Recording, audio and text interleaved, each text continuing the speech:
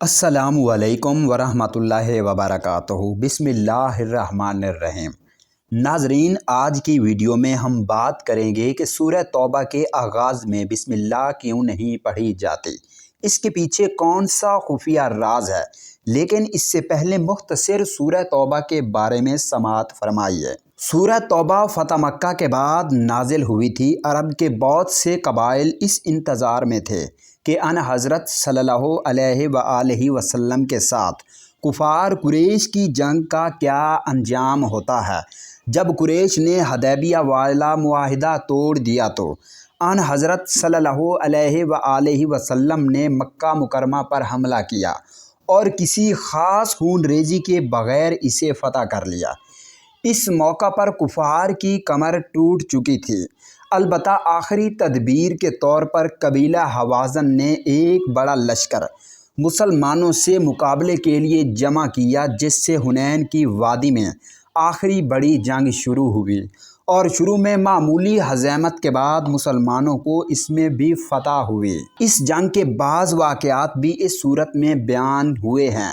اب عرب کے جو قبائل قریش کی وجہ سے اسلام قبول کرنے سے ڈرتے تھے یا ان کی جنگوں کے آخری انجام کے منتظر تھے، ان کے دل سے اسلام کے خلاف ہر رکاوٹ دور ہو گئی اور وہ جوق در جوق مدینہ منورہ آ کر مسلمان ہوئے، اور اسی طرح جزیرہ عرب کے بیشتر علاقے پر اسلام کا پرچم لہرانے لگا۔ اس موقع پر اللہ تعالیٰ کی طرف سے جزیرہ عرب کو اسلام اور مسلمانوں کا بنیادی مرکز قرار دیا گیا۔ اصل منشا تو یہ تھا کہ پورے جزیرہ عرب میں کوئی بھی غیر مسلم مستقل باشندے کی حیثیت سے باقی نہ رہے۔ جیسا کہ ان حضرت صلی اللہ علیہ وآلہ وسلم نے اس خواہش کا اظہار فرمایا کہ جزیرہ عرب میں دو دین باقی نہ رہنے پائیں، لیکن اس مقصد کو حاصل کرنے کے لیے تدریج کا طریقہ اختیار فرمایا گیا۔ سب سے پہلا ہدف یہ مقرر فرمایا گیا کہ جزیرہ عرب کو بت پرستوں سے خالی کرایا جائے۔ چنانچہ جو بچے کھچے بت پرست عرب میں رہ گئے تھے اور جنہوں نے 20 سال سے زیادہ مدت تک مسلمانوں کو وحشیانہ مظالم کا نشانہ بنایا تھا، ان کو اس صورت کے شروع میں مختلف مدتوں کی مہلت دی گئی، جس میں اگر وہ اسلام قبول نہ کریں تو انہیں جزیرہ عرب چھوڑنے ورنہ جنگ کا سامنا کرنے کا احکام دیے گئے ہیں، اور مسجد حرام کو بت پرستی کی ہر نشانی سے پاک کرنے کا اعلان کیا گیا ہے۔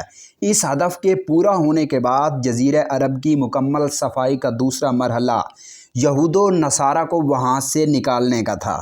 ان حضرت صلی اللہ علیہ وآلہ وسلم کی حیات طیبہ میں یہ مرحلہ مکمل نہیں ہو سکا تھا، لیکن آپ نے اس کی وصیت فرمائی تھی۔ اس سے پہلے روم کے بادشاہ نے مسلمانوں کی بڑھتی ہوئی طاقت کو دیکھ کر ان پر حملہ کرنے کے لیے ایک بڑی فوج جمع کی۔ ان حضرت صلی اللہ علیہ وآلہ وسلم پیش قدمی کر کے اس مقابلے کے لیے تبوک تک تشریف لے گئے۔ اس صورت کا بہت بڑا حصہ اس مہم کے مختلف پہلوؤں پر روشنی ڈالتا ہے۔ منافقین کے معاہدانہ کارروائیاں مسلسل جاری تھیں۔ اس صورت میں ان کی بدعنوانیوں کو بھی تشت ازبام کیا گیا۔ اس صورت کو سورہ توبہ بھی کہا جاتا ہے اور سورہ برات بھی۔ برات اس لیے کہ اس کے شروع میں مشرکین سے برات اور دستبرداری کا اعلان کیا گیا ہے، اور توبہ اس لیے کہ اس میں بعض ان صحابہ کرام کی توبہ قبول ہونے کا ذکر ہے جنہوں نے تبوک کی مہم میں حصہ نہیں لیا تھا اور بعد میں اپنی اس غلطی پر توبہ کی تھی۔ جزیرہ عرب کو اسلام کا مرکز بنانے کے لیے اللہ تعالیٰ نے یہ حکم نازل فرمایا کہ کچھ عرصے کی مہلت کے بعد کوئی بت پرست مستقل طور پر جزیرہ عرب میں نہیں رہ سکتا۔ چنانچہ سورہ توبہ میں ان بچے کھچے مشرکین سے دستبرداری کا اعلان کیا گیا جو ابھی تک اسلام نہیں لائے تھے۔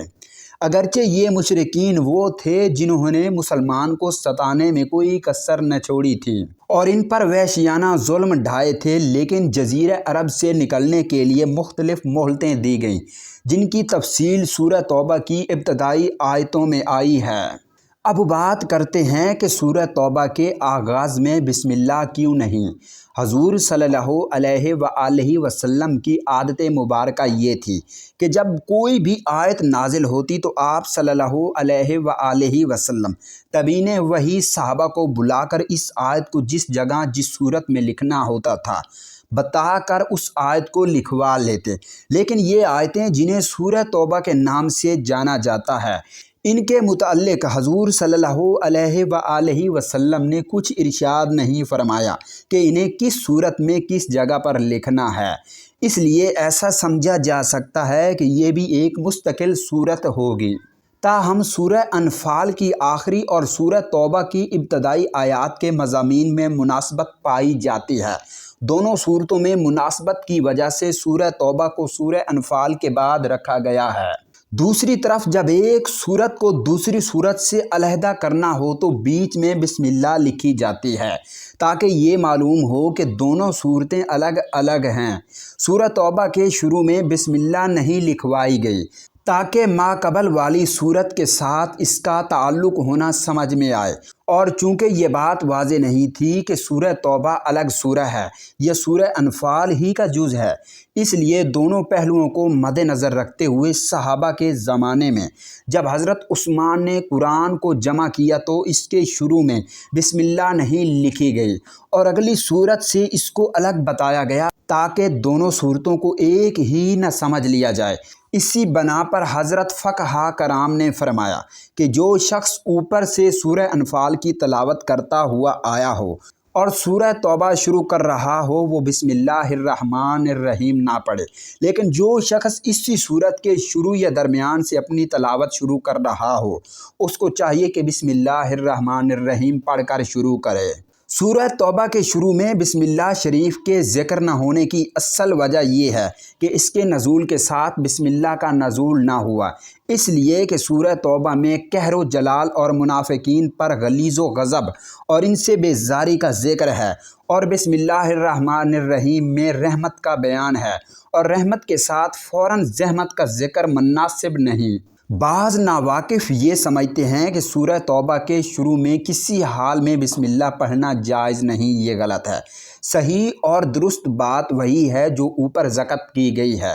اللہ تعالی ہم سب کو قرآن مجید کی تلاوت و شہادت و توفیق عطا فرمائے، آمین یا رب العالمین۔